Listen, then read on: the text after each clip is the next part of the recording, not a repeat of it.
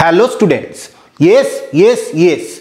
You need no paper and pen for solving this sum. Do you want to see the magic? The answer is A, 0. It is not empty word, you know. Let us see the trick behind it. The question says, for any triangle ABC, the value of the determinant sin square A cot A 1, sin square B cot B 1, sin square C cot C 1 is.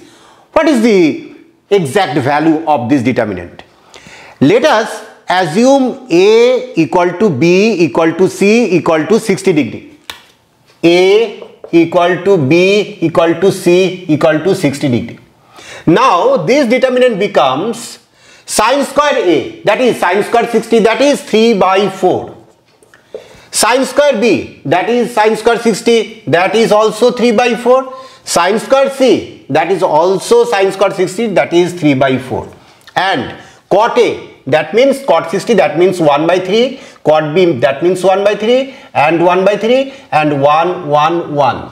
Now, you can take common 3 by 4 and 1 by 3 from first column and second column.